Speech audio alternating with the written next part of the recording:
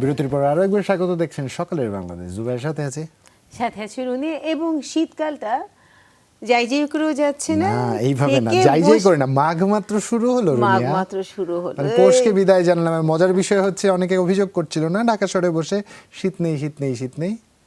Just guess what, গতকাল সর্বনিম্ন তাপমাত্রা কোথায় ছিল, কত ছিল, কত থাকতে পারে?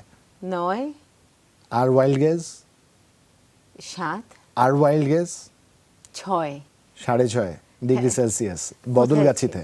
এবং ট্রাস্ট মি, এটা কিন্তু সারা বাংলাদেশে এটার একটা প্রভাব ফেলছে, অন্তত উত্তরাঞ্চলে কিন্তু এটা একটা বিশাল প্রভাব পড়েছে। সেই চিত্রই আপনাদের একটু এই মুহূর্তে দেখাতে চাই। আর একই সাথে সেই শীতের সময়ে যেই কৃষকের দিনটা শুরু হয়, সেই চিত্রটা এই মুহূর্তে আগে একটু দেখাবো। কারণ কৃষকের মুখে যে হাসিটা এই মুহূর্তে থাকে তার ফসলকে নিয়ে। শীতের সবজির কথা যখনই আমরা বলি, তখনই অনেক রঙের, অনেক বর্ণের আসলে সবজি আমরা দেখতে পাই। তো সেই সবজিগুলো নিয়ে কৃষক তার দিন আসলে কিভাবে শুরু করে, সেটাই আসলে আমরা জানি। একদম সরাসরি চলে যাচ্ছি মানিকগঞ্জে, যুক্ত হচ্ছে আমাদের সহকর্মী বিএম খোরশেদের সাথে। খোরশেদ, শুভ সকাল। শুভ সকাল খোরশেদ।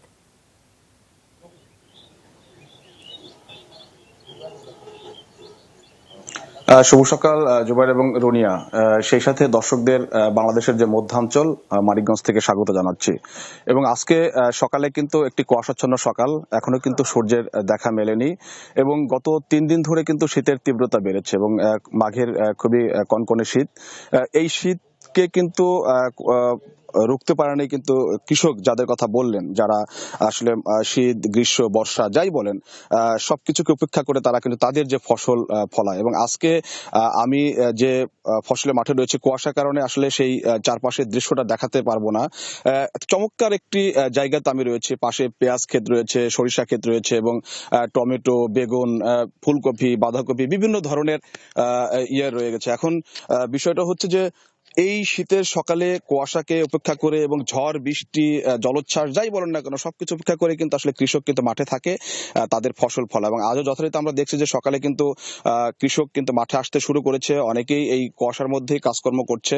এবং মানিকগঞ্জে কিন্তু একটি এই সবজির জন্য একটি বিখ্যাত এলাকা, এই এলাকা থেকে কিন্তু দেশের বিভিন্ন স্থানে, বিশেষ করে ঢাকার যে কারওয়ান বাজার, মিরপুর, এই অঞ্চলের যে সবজি তার বেশিরভাগ যোগানই কিন্তু মানিকগঞ্জ থেকে কিন্তু হয়ে থাকে। এবং মানিকগঞ্জের সিংগাইর একটি এলাকা আছে, সেই উপজেলাতে কিন্তু গাজরের চাষের জন্য বিখ্যাত। এবং মানিকগঞ্জ সদর, সাটুরিয়া, এই অঞ্চলগুলোতে কিন্তু অনেক সবজি। এবং খুব ভোরে কিন্তু মানিকগঞ্জের 3 থেকে 4টি আড়ত রয়েছে, সবজি আড়ত, সেখানে কিন্তু বেচাকেনি শুরু হয় এবং খুব ভোরে, একেবারে ভোর থাকতেই সেই সবজিগুলো কিন্তু রাজধানীর বিভিন্ন জায়গাতে কিন্তু পৌঁছায়। তো মানিকগঞ্জে সবজি ছাড়াও এই মুহূর্তে মাঠে কিন্তু রয়েছে যে অনেক অনেক জায়গাতে ধান চাষ হচ্ছে, অনেক জায়গাতে সরিষা রয়েছে এবং সরিষার পরে হবে, এই বিষয়গুলো রয়েছে।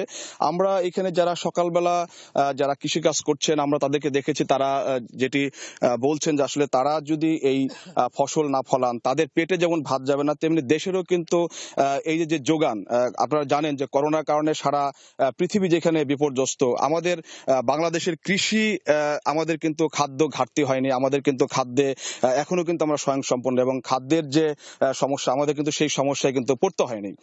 তো এই অবদানটা কিন্তু কৃষির এবং কৃষকের। এই কৃষক এখন কিন্তু সরকারি যে বিভিন্ন সহযোগিতার কারণে নতুন নতুন প্রযুক্তি ব্যবহার করছেন, তারা অল্প জায়গাতে কিভাবে বেশি ফসল ফলানো যায় সেই বিষয়টি চেষ্টা করছেন। এবং আমরা প্রতিনিয়ত দেখছি যে কৃষি কিন্তু আধুনিক হচ্ছে, আধুনিকায়ন হচ্ছে। তো আমরা কয়েকজন কৃষকের সাথে একটু কথা বলতে চাই। চাচা, কেমন আছেন?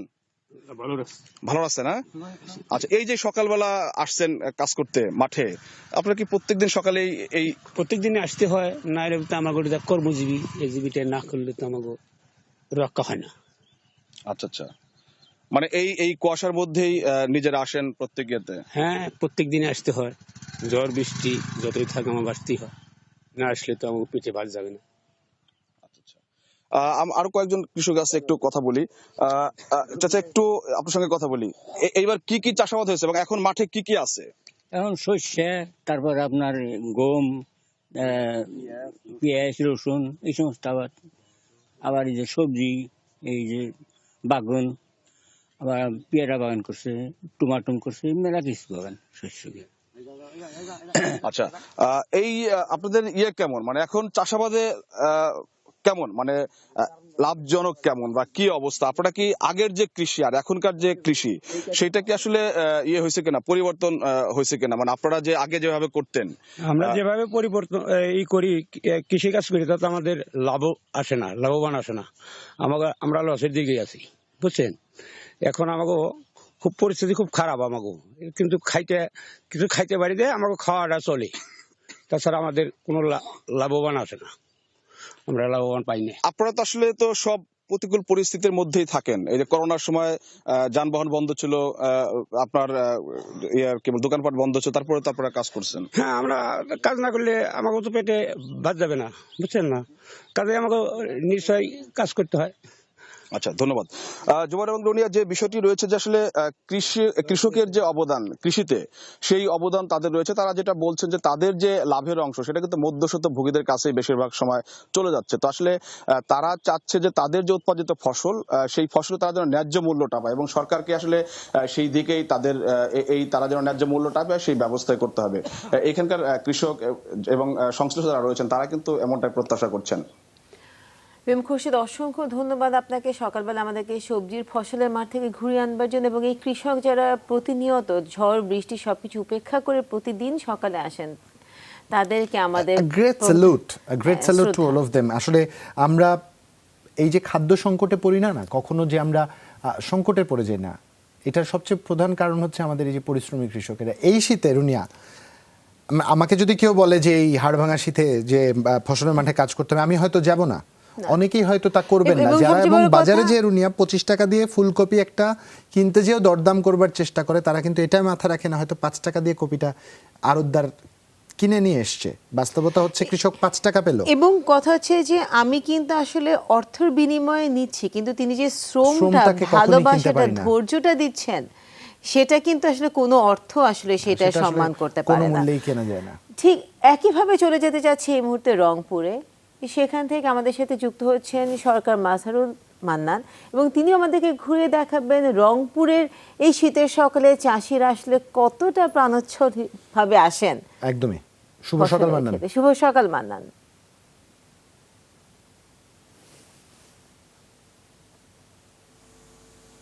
জুবাইর রুনিয়া, শুভ সকাল। আমি যদি আপনাকে একটুখানি বলি, আপনি যেমন বলছিলেন, জুবাইর যেমন বলছিলেন যে আসলে এই হাড় ভাঙা খাটুনি করে এই শীতের সময়েও সেই কৃষকরা তারা কিন্তু ন্যায্য মূল্য পায় না। তার আগে আমি আপনাকে একটু দেখাই, আসলে রংপুরে আপনি জানেন যে রংপুর অঞ্চল হচ্ছে এখন আলু উৎপাদনে সারা বাংলাদেশের মধ্যে শ্রেষ্ঠ পর্যায়ে আছে। অর্থাৎ বছর দশক আগেও এই আলু কিন্তু মুন্সিগঞ্জে বেশি হতো, কিন্তু এখন এই আলু উৎপাদন কিন্তু এই রংপুর অঞ্চলে বেশি হচ্ছে। তার আগে আমি একটুখানি আপনাকে বলতে চাই যে আজকের শীতের পরিস্থিতিতে আপনি দেখছেন যে একেবারেই একটি কুয়াশাচ্ছন্ন সকাল কিন্তু বিরাজমান। আবহাওয়া অফিস যেটি জানিয়েছে 11.2 ডিগ্রি সেলসিয়াস তাপমাত্রা তারা রেকর্ড করেছেন সকাল 6টায়, এবং বাতাসের আর্দ্রতাটা এই সময়ে 99% তারা বলছেন। এই এবং সাথে কিন্তু মৃদু মৃদু বাতাস আছে। এই বাতাসটাকে কিন্তু কৃষকরা বলছেন যে তাদের ফসলের জন্য ক্ষতির কারণ। কেন তারা বলছেন, যদি বাতাস বেশি হয় তাহলে কিন্তু আলুতে কিন্তু যে ব্লাইট, যে পচন রোগ থাকে, সেই পচন রোগটি কিন্তু বেশি হয়। একটা বিষয় বলি জোবায়ের, যে এই রংপুর অঞ্চলে এবার 93,000 হেক্টর জমিতে কিন্তু আলুর আবাদ হয়েছে, এবং সেখান থেকে প্রায় 24 লাখ মেট্রিক টন আলু উৎপাদন হওয়ার কথা। এই আলু নিয়ে কিন্তু এবার একটি বড় ধরনের একটা সংকট বিরাজমান ছিল কিছুদিন আগেও। এখন এই চাষিরা কেন এই আলুর ন্যায্য মূল্য পাচ্ছেন না, এবং এই ন্যায্য মূল্য না পাওয়ার কারণটা কি, এটি কিন্তু আমরা যখন মাঠে এসেছি আমি দেখেছি, ঘুরে দেখেছি, এই শীতের সময়ও কিন্তু অনেক জন আছেন যারা হচ্ছে যে এই মাঠে তারা আলুর পরিচর্যা করছেন। আমি একেবারে সরাসরি একজন কৃষকের কাছে যেতে চাই, যে আপনি যদি আমি তার কাছ থেকে আসলে জেনে নিতে চাই যে এই আলুর পরিস্থিতি, এই সবজির পরিস্থিতি, আমি আপনার কাছে একটু জানতে চাই যে এই যে আলু আপনারা আবাদ করছেন, এবং আমরা জানি যে রংপুর অঞ্চলে এই আলু আবাদের মাধ্যমে অনেক মানুষ স্বাবলম্বী হয়েছেন, অনেক মানুষ আবার নিঃস্ব হয়েছেন। আমি একটু এবারের এই আলু আবাদের পরিস্থিতিটা জানতে চাই, যে আসলে কত খরচ হয়েছে এবং শুরু থেকে শেষ পর্যন্ত হবে, এবং এর ন্যায্য মূল্যটা আপনারা কেন পান না। এবার কৃষকের অনেক আশার থলে আর কি, এবার কিছু আলু বেশি দামে বিক্রি হওয়ার কারণে কৃষকেরা এবার ব্যাপক আলু করেছে, নিজের সর্বস্ব বাচ্চার সোনা দানা বিক্রি করে আলু আবাদ করছে যে কিছু টাকা ইনকাম করবে, মনে হচ্ছে যে এবার সেটা পাবে না। কারণ হলো যে মানে সারা দেশেই বিভিন্ন জায়গা যেখানে আলু হয় না সেখানেও আলু আবাদ করছে। রংপুরে এমন কোনো জায়গা নাই যে জায়গা আলু আবাদ হয় নাই, এবং আলু আবাদের মধ্যে খুব ব্যাপক খরচ হয়। খরচের মধ্যে জমি প্রথমে লিজ নিতে হয়, এখানে 12,000 14,000 টাকা পর্যন্ত জমি লিজ নিচ্ছে 3 মাসের জন্য ভাড়া। এখানে 3 মাসের ভাড়া হয় 12,000 14,000 15,000 পর্যন্ত ভাড়া গেছে এবার। এবং জমি চাষ, আলুর বীজের দাম ব্যাপক ছিল। আপনি জেনে থাকবেন যে সরকার আলুর জন্য অনেক কিছু করছে, মানে কৃষকের আলুর জন্য, কিন্তু কার্টুন আলু বিক্রি হয়েছে মানে 13,000 14,000 টাকা 50 কেজি বস্তা। আমরা তাই কিনে নিয়ে যাচ্ছি, এদিকে কোনো সরকার নজর দেয়নি, এদিকে নজর দেওয়ার দরকার ছিল। এবং কৃষানের দাম আগে ছিল যেখানে 300 টাকা সেখানে 500 টাকা কৃষান, এখন কৃষানেরও দাম অনেক। সার ঔষধ ব্যাপক সব মিলে 35,000 টাকার দোন, আমাদের 2400 থেকে দোন 35,000 টাকা কমপক্ষে পড়ছে আলু তোলা পর্যন্ত, এই খরচটা আসবে। তাতে দেখা গেছে যে 14.5 টাকা মতো খরচ আমার কেজিতে পড়বে। কিন্তু যেভাবে আবাদ হচ্ছে, মানে যদি এইভাবে মানে আবাদ যদি হয় আর কি, আশানুরূপ যদি আবাদ হয়, আমি মনে করি যে কৃষক এই ন্যায্য মূল্য তো দূরের কথা, যে তার উৎপাদনের খরচটাও উঠবে কি উঠবে না আমরা এখন শঙ্কিত। আমরা সবসময় চিন্তা করতেছি যে আমরা আসলে কি আলুর টাকা তুলতে পারবো, খরচের টাকা তুলতে পারবো না পারবো না। রনিয়া জুবায়ের শুনছিলেন যে কৃষক আসলে বলতে চাইছেন যে এবার যদি এই আলুর 16 আনা যদি আবাদ হয়, তারা তাহলে কিন্তু এবার এই ন্যায্য মূল্য তাদের যে খরচাটা হয়েছে সেটিই কিন্তু তারা মানে তুলতে পারবেন কিনা, এটি নিয়ে তারা কিন্তু একেবারেই সন্দিহান অবস্থায় আছে। তো এই পর্যায়ে কিন্তু সরকারের যে কৃষি বিভাগ আছে, কৃষি বিপণন যে অধিদপ্তর আছে, তাদের পক্ষ থেকে কিন্তু এক্ষুনি একটা ইয়ে নেওয়া দরকার যে তারা কিভাবে তারা এই ন্যায্য মূল্যটা তারা পাবেন। রনিয়া জুবায়ের, মান্নান, আপনি একদমই ঠিক কথা বলছেন। কারণ যখন আমরা বাজারে যাই তখন নতুন আলুর কেজি কিন্তু আমাদেরকে 100 গুনতে টাকা দিয়েও কিনতে হয়েছে, 100 টাকা, এবং এখন নেমে 80 টাকা এসে ঠেকেছে। এবং কৃষকের মানে তার যদি সেটা চাষাবাদে যদি তার 14.5 টাকার মতন খরচ পড়ে শুরু থেকে শেষ পর্যন্ত, তাহলে এই মাঝখানে যারা আছে, মধ্যস্বত্বভোগী যারা আছেন, তারা কি পরিমাণে মুনাফা করছেন সেটাই আসলে ভাই। ভাববার। আল্লাহ সইবে না এই বিষয়গুলো, এভাবে আবেগী হয়ে বলছি, বাস্তবতা হচ্ছে এগুলো সইবে না। এই খুব বেশি দিন এরকম কিন্তু চলতে পারবে না। বাঁচলে কৃষক বাঁচবে দেশ, সোনা ফলবে বাংলাদেশে, মানে এই বিষয়টা মাথায় রাখতে হবে আমাদের। কৃষক যদি কৃষি ছেড়ে দেয়, অন্য কিছু করতে শুরু করে জীবিকার তাগিদে, সেক্ষেত্রে কিন্তু মধ্যস্বত্বভোগীরা মাথায় হাত দিয়ে আকাশের দিকে তাকিয়ে থাকা ছাড়া আর উপায় থাকবে না। তখন কিন্তু পরনির্ভরশীলতাই বাড়বে। একদম কৃষক বাঁচান। আমদানিকৃত পণ্যের উপর আমরা আমাদের নির্ভরশীলতা কমাতে চাই, নিজস্ব উৎপাদনে স্বয়ংসম্পূর্ণতা অর্জন করতে চাই। এগুলো বারবার করে বলি, নীতি নির্ধারকরা যারা রয়েছেন সর্বোচ্চ পর্যায়ে থেকে আন্তরিকতার সাথেই কথাগুলো বলা হয়, কিন্তু কেন যেন মাঠ পর্যায়ে যে যখন বাস্তবায়নের বিষয়টা দাঁড়ায় রুনিয়া, কোথাও কমতি দেখা যায়। এবার একটা বিষয় বলতে চাই, মাজহারুল মান্নান, আপনাকে কখনো সামনাসামনি বলা হয়নি, আমি great fan of yours, grand salute for the hard effort that you put in. কারণ সবচেয়ে বড় বিষয় হচ্ছে রুনিয়া ইঁদুরের গর্তে এই হানা। সকালে তিনি এই ঠান্ডার মধ্যে ওখানে যখন গেছেন, তখন সেটা আপনাকে এটা আমাদের সকল সহকর্মী, শুধু আমাদের সকল সহকর্মী না, সকল গণমাধ্যম কর্মীদের প্রতি শ্রদ্ধা। কারণ এই ঠান্ডায়, এই দুর্যোগের সময় আমরা সবসময় সচেষ্ট থাকি। Big clap to you. আর এই মুহূর্তে প্রয়োজন ছোট্ট একটা বিরতি। বিরতির পরে দেখা হচ্ছে।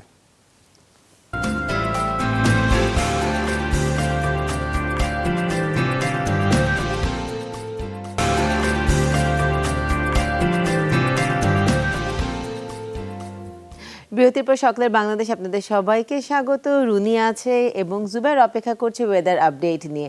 যুক্ত হচ্ছে জুবাইরের সাথে। জুবাইর, ওয়েদার আসলে কি বলছে? হঠাৎ করে যে শৈত্যপ্রবাহটা আমরা ফিল করছি, এটা কতদিন থাকবে? এটা কি আরো খারাপ হবে নাকি আস্তে আস্তে আবার স্বাভাবিক হয়ে আসবে? অসংখ্য ধন্যবাদ রুনিয়া। মাত্র তো শুরু হলো। যারা শীত এনজয় করতে পারছিল না, খুব করে বলছিল শীত চলে গেল, নতুন কেনা পোশাক জামাগুলো পরা হয়নি, তাদের বলছি এই যে ডেকে নিয়ে আসা শীতটা আরও কিছুদিন ভোগাবে, এই প্রস্তুতি থাকতে হবে। তবে আমার খুব দুঃখ লাগছে সেই খেটে খাওয়া মানুষের জন্য, নিম্নবিত্ত শ্রেণীর জন্য, যারা হয়তো এই শীতের মৌসুমটায় আরও একটু বেশি অসহায়ত্বের মধ্যে পড়বেন। কারণ উপমহাদেশীয় উচ্চচাপ বলয়ের যেই বর্ধিতাংশ, তা পশ্চিমবঙ্গ এবং তৎসংলগ্ন এলাকায় কিন্তু অবস্থান করছে। মৌসুমের স্বাভাবিক লঘুচাপ দক্ষিণ বঙ্গোপসাগরে অবস্থান করছে। ফলে সকালের দিকে অস্থায়ী আংশিক মেঘলা আকাশ সহ সারা দেশের আবহাওয়া শুষ্ক থাকতে পারে। মধ্যরাত থেকে সকাল পর্যন্ত দেশের নদী অববাহিকায় কোথাও কোথাও মাঝারি থেকে ঘন কুয়াশার দেখা মিলতে পারে এবং দেশের অন্যত্র হালকা থেকে মাঝারি ধরনের কুয়াশার উপস্থিতি চোখে পড়তে পারে। সারা দেশে রাত এবং দিনের তাপমাত্রা প্রায় অপরিবর্তিত থাকবে, তবে দিনের শেষ অংশটায় তাপমাত্রা কমে আসতে পারে। টাঙ্গাইল, গোপালগঞ্জ, ময়মনসিংহ, শ্রীমঙ্গল, রাজশাহী, পাবনা, নওগাঁ, যশোর ও চুয়াডাঙ্গা অঞ্চল সহ রংপুর বিভাগের উপর দিয়ে মৃদু শৈত্যপ্রবাহ বয়ে যাচ্ছে এবং তা অব্যাহত থাকতে পারবে এবং যেই চিত্রটা আমরা দেখছিলাম সেই চিত্রটা মানিকগঞ্জে যেটা দেখেছি, রংপুরে যেটা দেখেছি, এর চেয়েও কিন্তু ভয়াবহ চিত্র। ভিজিবিলিটি একদমই কমে গেছে। তাই গাড়ি চালক ভাইয়েরা যারাই লম্বা পথ পাড়ি দিবেন, যারা এই দূরপাল্লার যান চালাচ্ছেন, তাদের প্রতি আন্তরিক অনুরোধ, দয়া করে গতিটা একটু নিয়ন্ত্রণের মধ্যে রাখবেন। হেডলাইট ফগলাইট কাজ করছে কিনা, হর্ন যথার্থভাবে কাজ করছে কিনা দেখে রাখবেন। কুয়াশায় সড়ক মহাসড়কগুলো কিন্তু কিছুটা ভেজা থাকে, পিচ্ছিল হয়ে থাকে, তাই গতির ব্যাপারে দয়া করে আপনারা সচেতন থাকবেন, কারণ জীবনের মূল্য অনেক বেশি। গতকালকে সর্বোচ্চ তাপমাত্রার দিকে একটু চোখ রাখতে চাই, যা ছিল টেকনাফে 29 ডিগ্রি সেলসিয়াস, এবং সর্বনিম্ন তাপমাত্রা অবাক করে দেওয়ার মতো, জানি না এরপরে কত কমে কোথায় যেয়ে দাঁড়াবে, তা ছিল বদলগাছিতে 6.5 ডিগ্রি সেলসিয়াস। রিয়েল ফিল কিন্তু এর আরও কম, এবং আগামীকাল সূর্যোদয়ের সম্ভাবনা রয়েছে 6টা বেজে 43 মিনিট, এবং আজ সূর্য অস্ত যাবে 5টা বেজে 34 মিনিট। এই মুহূর্তে বিভাগীয় শহরের দিকে একটু আমরা চোখ রাখবো, যেখানে ঢাকার দিকে যদি চোখ রাখি আমরা দেখতে পাবো ঢাকায় সর্বোচ্চ তাপমাত্রা 24.3 ডিগ্রি সেলসিয়াস এবং সর্বনিম্ন 12.3 ডিগ্রি সেলসিয়াস। ঢাকাবাসী সাবধান হয়ে যান। দিনের শেষ অংশে যারা বাড়ি ফিরবেন, কুয়াশা থেকে বাঁচতে, নিজের মাথায় যাতে কুয়াশা না পড়ে, মাথাটাকে আবৃত রাখবার মতো কিছু একটি দিন হ্যাট ব্যবহার করতে পারেন, ক্যাপ ব্যবহার করতে পারেন, সাবধানে থাকবেন। বন্দরনগর চট্টগ্রামের দিকে চোখ রাখলে দেখব সর্বোচ্চ 22.5 ডিগ্রি সেলসিয়াস, সর্বনিম্ন 15.4 ডিগ্রি সেলসিয়াস তাপমাত্রা অনুভূত হবে। রাজশাহীর দিকে চোখ রাখলে আমরা দেখতে পাই সর্বোচ্চ তাপমাত্রা 22 এবং সর্বনিম্ন তাপমাত্রা 9 ডিগ্রি সেলসিয়াস। রাজশাহীতেও কিন্তু একদম জেকে বসার শীত আপনারা অনুভব করবেন। একই সাথে রংপুরে যদি আমরা চোখ রাখি, রংপুরে দেখব আমরা সর্বোচ্চ তাপমাত্রা 22.1 ডিগ্রি সেলসিয়াস এবং সর্বনিম্ন তাপমাত্রা দিন শেষে তা নেমে এসে 10.3 ডিগ্রি সেলসিয়াস হিসাবে দিনটা সমাপ্তির পথে এগোবে। ময়মনসিংহের দিকে চোখ রাখলে দেখব সর্বোচ্চ তাপমাত্রা 22.5, সর্বনিম্ন তাপমাত্রা 9.8 ডিগ্রি সেলসিয়াস। খুলনায় সর্বোচ্চ তাপমাত্রা থাকবার সম্ভাবনা রয়েছে 24.6 ডিগ্রি সেলসিয়াস, সর্বনিম্ন 13 ডিগ্রি সেলসিয়াস থাকবার সম্ভাবনা রয়েছে। বরিশালের দিকে চোখ রাখলে দেখব 25.6 ডিগ্রি সেলসিয়াস সর্বোচ্চ তাপমাত্রা এবং সর্বনিম্ন তাপমাত্রা 11.4 ডিগ্রি সেলসিয়াস, যেটা প্রায় ঢাকার কাছাকাছি। এবং বড় বিষয় হচ্ছে, যদিও নদীর পাশেই বরিশালের অবস্থা, নদী দিয়ে বরিশাল ঘেরা, তবুও কিন্তু এই তাপমাত্রা অপেক্ষাকৃত দেশের অন্যান্য অঞ্চল থেকে অনেক বেশি উষ্ণ অনুভূত হবে। এই পর্যায়ে একটু সর্বশেষ বিভাগ আমার হাতে যা রয়েছে, প্রিয়নগরী সিলেটের দিকে চোখ রাখতে চাই, যেখানে সর্বোচ্চ তাপমাত্রা আমরা দেখতে পাচ্ছি 22.5 ডিগ্রি সেলসিয়াস, সর্বনিম্ন 12.5 ডিগ্রি সেলসিয়াস।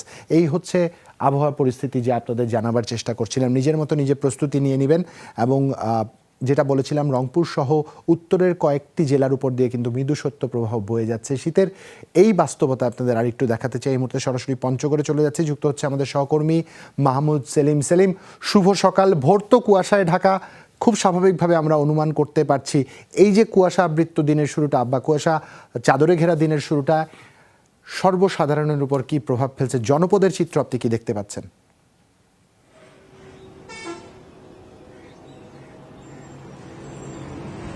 শুভ সকাল জোহা, শুভ সকাল রুনিয়া। আসলে আমি শীতের পরিস্থিতিটাকে ঠিক এভাবেই ব্যাখ্যা করতে চাই যে একটা অদ্ভুত আবহাওয়া বিরাজ করছে পঞ্চগড়ে। যে আপনি যদি একটু আপনাকে ক্যামেরায় দেখাই আপনার দর্শকদের, সেটা হলো যে আপনি দেখতেই পাচ্ছেন যে কুয়াশার কি অবস্থা, এবং হিমালয়ের পাদদেশ থেকে বয়ে আসা হিমশীতল হাওয়া, প্রচণ্ড কুয়াশা এবং কনকনে ঠান্ডা পঞ্চগড়ে নামিয়ে দিয়েছে। এবং এই ঠান্ডার কারণে আসলে পঞ্চগড়ে জনজীবন সম্পূর্ণরূপে বিপর্যস্ত হয়ে পড়েছে। আসলে বৃষ্টিকণার মতো, বৃষ্টি বিন্দুর মতো ঝরছে কুয়াশা, যার কারণেই আসলে মানুষের দুর্ভোগ এবং মানুষের কষ্ট এটা সীমাহীন পর্যায়ে পৌঁছেছে। সত্যিকার অর্থে একটা অদ্ভুত পরিস্থিতি বিরাজ করছে পঞ্চগড় জেলায়। আজকে যদিও তাপমাত্রার পারতটা একটু বেশি মনে হচ্ছে 11.8 ডিগ্রি সেলসিয়াস, কিন্তু শীতের মাত্রাটা, ঠান্ডার মাত্রা, কুয়াশার মাত্রাটা আসলে অনেক বেশি। আসলে এখানে আরেকটা বিষয় একটু বলা দরকার যে আমাদের দেশে একটা প্রচলিত প্রবাদ আছে, মাঘের শীতে বাঘে কাঁপে। তো আপনি জানেন যে মাঘ মাস পড়ে গিয়েছে, তো আসলে মাঘের শীতে বাঘ শুধু না, মাঘের শীতে যে আসলে মানুষ কাঁপে, মাঘের শীতে যে শরীরে কাঁপন ধরায়, তো এটা সত্যিকার অর্থে পঞ্চগড় বা পঞ্চগড় তেঁতুলিয়ায় না আসতে আসলে বোঝানোই যাবে না। আর এদিকে একটা বিষয় বলি, সেটা হলো যে পরিমাণ কষ্ট পাচ্ছে মানুষ, যে পরিমাণ শীত অনুভূত হচ্ছে পঞ্চগড়ে, যতগুলি শীতার্থ মানুষ, সেখানে শীত বস্ত্রর অভাব, গরম কাপড়ের অভাব কিন্তু রয়েই গেছে। আপনি লক্ষ্য রাখবেন যে 3.5 থেকে 4 লক্ষ মানুষ আসলে পঞ্চগড় শীতার্থ, মানে গরিব, অতি দরিদ্র গরিব, 10 লক্ষ লোকের মধ্যে। সেখানে কম্বল বিতরণ করা হয়েছে মাত্র 30 থেকে 35 হাজার। এটা সরকারিভাবে করা হয়েছে, বেসরকারিভাবেও কিছু বিক্ষিপ্তভাবে অনেক সংগঠন করেছে, কিন্তু এটা প্রয়োজনের তুলনায় এটা অতি নগণ্য, যার কারণে খুবই কষ্টে আছে। এখন শীতের যে পরিস্থিতি, তাতে দৃষ্টিসীমা অনেক নিচে কুয়াশার অনেক নিচে নেমে গেছে, কর্মঘণ্টা কমে গেছে, যার কারণে সাধারণ মানুষের যে আয় রোজগারের পথ সেটা প্রায় বন্ধ হয়ে গেছে, লোকজনও তেমন একটা ঘর থেকে বেরোতে পারছে না। সেলিম, অসংখ্য তবুও ধন্যবাদ আপনাকে। একটু বলতে চাই, আপনি সাবধানে থাকবেন, আপনি মহাসড়কের খুব পাশে অবস্থান করছেন, কারণ যেই মানে দৃষ্টিসীমার যে সীমাবদ্ধতা দেখলাম, তাতে করে যে কোনো ভারী যান বা দ্রুতগতির যান আপনাকে ক্ষতিগ্রস্ত করতে পারে, এমনটা কখনোই প্রত্যাশা করি না। ঠিক একইভাবে সারা দেশবাসীর জন্য যারা আজ বিভিন্ন প্রান্তে যাবেন, সাবধানে থাকবেন, নিরাপদে থাকবেন, নিরাপত্তার কোনো বিকল্প নেই। রুনিয়া, এই ছিল আমার কাছে ওয়েদারের সর্বশেষ আপডেট। জুবাইর, তোমাকে অসংখ্য ধন্যবাদ এবং সেই সাথে সেলিম ভাইকে অসংখ্য ধন্যবাদ আমাদেরকে রংপুর থেকে ঘুরিয়ে আনবার জন্য। দর্শক, আপনাদেরকে আমরা প্রতিনিয়ত চাই আপডেট করতে, এবং আমাদের ধারাবাহিক প্রচেষ্টার একটা কিন্তু অংশ জুড়ে আছে আমাদের জেলাগুলোকে আবার নতুন করে পরিচিত করা। প্রত্নতাত্ত্বিক স্থাপনা শহর ঠাকুরগাঁও জেলার বাংলাদেশের উত্তর পশ্চিমাঞ্চলের রংপুর বিভাগের একটি প্রশাসনিক অঞ্চল। টাঙ্গন, সুখ ও সেনুয়া বিধৌত এই জনপদ একটি ঠাকুর পরিবারের উদ্যোগে ব্রিটিশ শাসনামলে বর্তমান পৌরসভা এলাকার কাছাকাছি কোনো স্থানে একটি থানা হিসেবে স্থাপিত হয়। এই পরিবারের নাম অনুসারে থানাটির নাম হয় ঠাকুরগাঁও থানা। ঠাকুর অর্থাৎ ব্রাহ্মণদের সংখ্যাধিক কারণে স্থানটির নাম ঠাকুরগাঁও হয়েছে। এখানে উপমহাদেশের বিভিন্ন অঞ্চল থেকে আসা আদিবাসী জনগোষ্ঠী, সাঁওতাল ও উরাও মানুষ হাজার হাজার বছর ধরে তাদের ভাষা ও সংস্কৃতিকে ধরে রেখেছে। জেলার নেকমরদ, রানী সংকৈল এসব স্থানে সুপ্রাচীন সভ্যতা নিদর্শন বিদ্যমান। ঠাকুরগাঁও জেলা বাংলাদেশের প্রত্নতত্ত্ব অধিদপ্তরের তালিকাভুক্ত দুটি প্রত্নতাত্ত্বিক স্থাপনা আছে। সেগুলো হচ্ছে ঢোলার হাট মন্দির ও জামালপুর জামে মসজিদ। এছাড়াও বাংলাদেশ সরকার নিয়ন্ত্রিত গুরুত্বপূর্ণ স্থাপনা রয়েছে হরিপুর রাজবাড়ি, রাজা টঙ্কননাথের রাজবাড়ি, বাংলাগড়, জগলদল রাজবাড়ি এবং গড়গ্রাম দুর্গ প্রভৃতি।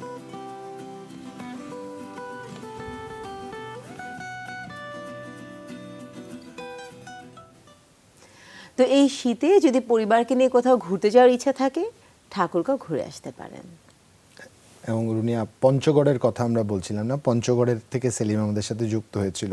হিমালয়ের পাদদেশ থেকে কি বলবো আসলে, হিমেল হাওয়া নেমে আসছে, দেখি ভয় লেগে যাচ্ছিল।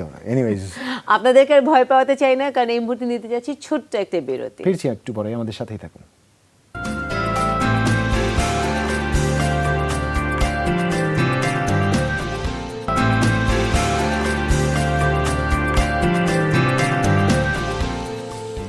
বিরতির পর আরো একবার স্বাগত। দেখছেন সকালের বাংলাদেশ, দেখছেন সাথে আছে জুবাইর এবং রুনি, এবং সাথে আছে পত্রিকার পাতাগুলো। আপনাদেরকে শিরোনামগুলো পড়ে শোনাই। একদম তাই।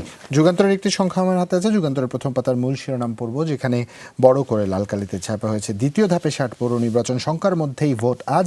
বসুরহাটের সব কেন্দ্র ঝুঁকিপূর্ণ ঘোষণা করে বিশেষ নিরাপত্তা। মাধবপুরে আওয়ামী লীগ প্রার্থীর উপর পেট্রোল বোমা, ভেদরগঞ্জ সহ কয়েকটিতে সহিংসতা। প্রথম পাতার প্রথম কলামের মূল শিরোনাম, নির্বাচনী সহিংসতা চট্টগ্রামে 7 দিন পর ছাত্রলীগ কর্মীর মৃত্যু। আশিকুর রহমানের ছবি এখানে ছাপা হয়েছে। প্রথম পাতার আরেকটি বিশেষ শিরোনাম যে আজ ভিন্নভাবে গুরুত্ব পাবে, পিকে হালদার কেলেঙ্কারি, 3 ব্যাংক হিসাব থেকে 160 কোটি টাকা পাচার, জালিয়াতিতে ব্যবহার করেছে নিজের মা লীলাবতীকেও। অভিষেকে হামলার ভয়, ধারালো কাঁটাতার দিয়ে ঘিরে ফেলল পার্লামেন্ট। সেই সাথে নৌকার 2 সমর্থককে কোপালো প্রতিপক্ষ। আড়ানিতে ভোট আজ, ইসি গঠনের সর্বদলীয় উদ্যোগ বিএনপির, কর্মসূচির পাশাপাশি ঐক্যের চেষ্টা চলছে। অক্সিজেনের ন্যূনতম মূল্য 100 থেকে 120 টাকা দাম বেঁধে দিয়েছে স্বাস্থ্য মন্ত্রণালয়। এবং ট্রাম্পের বিপক্ষে ভোট দিয়ে হামলার শঙ্কায় আইন প্রণেতারা। অভিবাসন প্রক্রিয়া নিয়ে দ্বন্দ্ব, ট্রাম্পের গালাগাল, বাইডেনের শপথ অনুষ্ঠানে মহড়া স্থগিত। শেষ পাতায় চলে যেতে চাই অন্যান্য প্রসঙ্গের সাথে।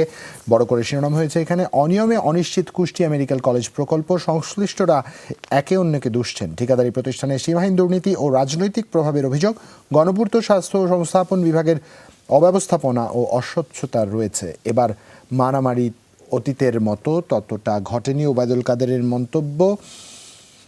স্থানীয় সরকার নির্বাচন প্রসঙ্গে এই মন্তব্যটি করা হয়েছে। এবং শিক্ষা প্রতিষ্ঠানে 30 জানুয়ারি পর্যন্ত ছুটি, করোনায় 8 মাসের সর্বনিম্ন মৃত্যু, বৈধ অস্ত্র জমা নিয়ে অবৈধ অস্ত্র উদ্ধার করুন শাহাদাতের মন্তব্য। এই ছিল আমার কাছে রুনিয়া। ধন্যবাদ জুবাইর, তোমাকে। আমার হাতে আছে সমকাল। সমকাল থেকে যে খবরগুলো আপনাদেরকে পড়ে শোনাতে চাই, তারা প্রথমে বড় করে শিরোনাম করেছে যেটাকে, সেটা হচ্ছে তৃণমূলে সম্মেলন জটে আওয়ামী লীগ। এবং তারা সেখানে তার পাশে যে খবরটি আছে তা হচ্ছে সচিত্র প্রতিবেদন, সংখ্যাতে শঙ্কা নিয়ে ভোট আজ। ঝুঁকিপূর্ণ হিসেবে চিহ্নিত 17টি, 29টিতে ইভিএম, 31টিতে ব্যালট এবং 54টিতে মুখোমুখি নৌকা ধানের শীষ। নিরাপত্তা নিশ্চিত, সর্বত্র কঠোর ব্যবস্থা, এটাও তারা এখানে বলেছেন। 1 মাসে 16,000 টাকা বেড়েছে প্রতি টনে। রডের অস্বাভাবিক দামে নির্মাতারা চাপে। এবং ঠিক এই খবরটির ওপরে যে ছবিটি দেখা যাচ্ছে সেটা হচ্ছে একটা প্রতিবাদী ছবি। রাজধানীর কলাবাগান মাস্টার মাইন্ডে স্কুল শিক্ষার্থী ধর্ষণ এবং হত্যার প্রতিবাদে শুক্রবার শাহবাগে বিক্ষোভ সমাবেশের শেষে মশাল মিছিল করেছে ছাত্র ইউনিয়ন। যদি শেষের পাতায় চলে যায়, সেখানে যে খবরগুলো আছে তার মধ্যে অন্যরকম খবরে আছে বিশ্বের প্রাচীনতম প্রাণী গুহাচিত্র, সেটা ছবি আপনারা দেখে নিতে পারেন। এবং অভয়াশ্রমের রক্ষা দেশীয় মাছ, এটি অসম ভালো একটি উদ্যোগ। সিলেটের তারারগুল সোয়াম্প ফরেস্টের বিলে অভয়াশ্রমের মাছ চাষ করা হচ্ছে, দেশীয় মাছ। এবং অতীতের অপরাধের প্রায়শ্চিত্ত করছে বিএনপি, বলেছেন ওবায়দুল কাদের। 95 ভাগ টিকাই মাত্র 10 দেশে, বিশ্ব স্বাস্থ্য সংস্থার একটি রিপোর্ট। এবং মির্জা ফখরুল বলেছেন টিকা নিয়ে দেশে মেগা লুটপাট চলছে। এবং চট্টগ্রাম সিটি কর্পোরেশন নির্বাচন, কাউন্সিলরদের প্রচারের ভাগ রেজাউল শাহাদাতের। এই ছিল আমার হাতে সমকাল থেকে বেশ কিছু খবর। ধন্যবাদ রুনিয়াকে। আমরা শিরোনাম শুনছিলাম সমকাল থেকে। আমার হাতে দৈনিক জনকণ্ঠের একটি পাতা আছে, জনকণ্ঠের প্রথম পাতার মূল শিরোনাম পড়ছি। টিকা প্রসঙ্গে এখানে প্রতিবেদন করা হয়েছে, লাল কালিতে বক্স করে ছেপেছে। টিকা প্রদান রোডম্যাপ, 1.5 কোটি মানুষ পাবে প্রথম দফায়। একটি লাইনটি পড়ে শোনাতে চাই, এই রিপোর্টের প্রথম লাইনটি পড়ে শোনাতে চাই আপনাদের। প্রথম চালানে দেশে আসা 50 লাখ করোনার টিকা দেওয়া হবে 50 লাখ মানুষকে। তবে 18 বছরের নিচে এবং অন্তঃসত্ত্বা নারী সহ প্রায় 5.5 কোটি জনগোষ্ঠীকে টিকা দেয়া হবে না।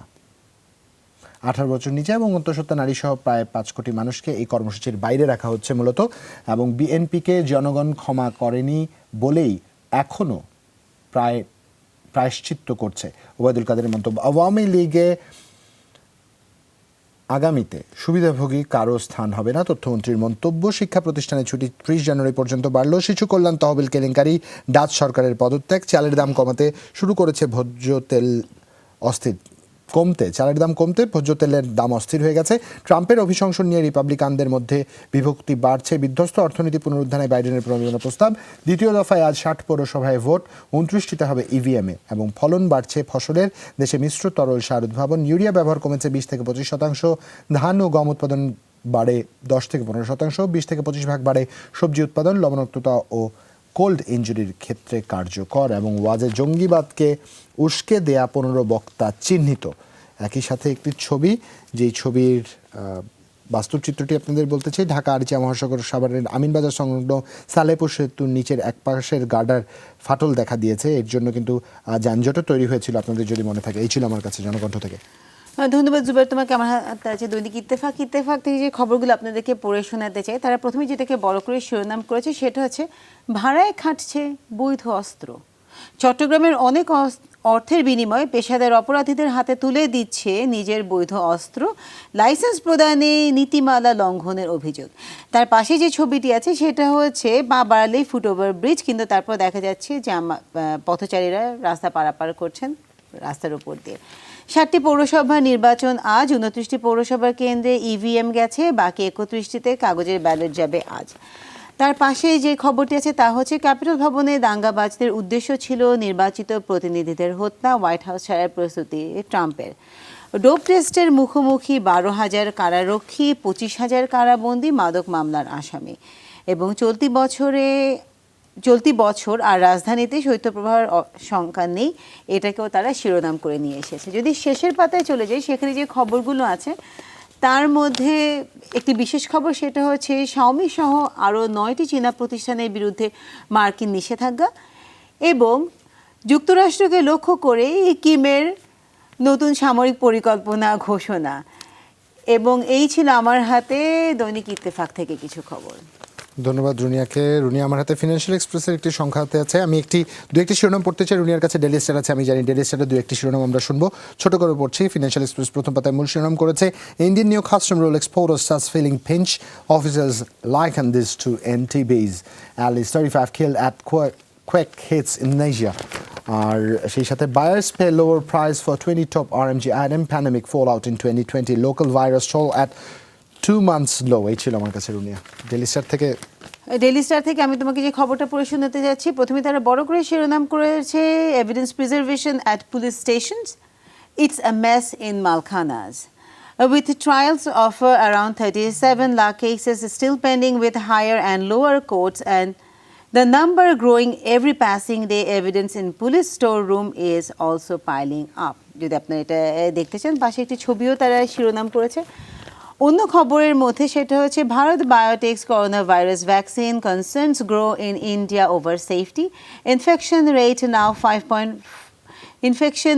নাও 5.57 pieces, 762 COVID cases reported in a day, 13 more to die. এই ছিল আমার হাতে ডেইলি স্টার থেকে খবর। ধন্যবাদ রুনিয়াকে।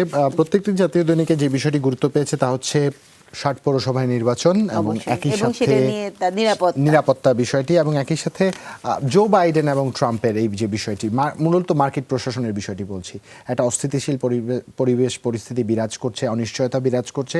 আসলে তা পুরো বিশ্বের উপরে কিন্তু একটা ভিন্ন রকম প্রভাব ফেলছে, কারণ এই সুযোগে বিভিন্ন দিক থেকে আরও অনেক কিছু উস্কে দিচ্ছে অনেকে। যাই হোক, আমরা স্বস্তির পথে থাকতে চাই, শান্তির পথে থাকতে চাই, বিশ্ব শান্তি পুনঃপ্রতিষ্ঠা হোক, কারণ এমনিতেই একটা আমরা প্যান্ডেমিক সিচুয়েশন পার করছি। হ্যাঁ, এখানে স্বস্তি অনেক বেশি প্রয়োজন।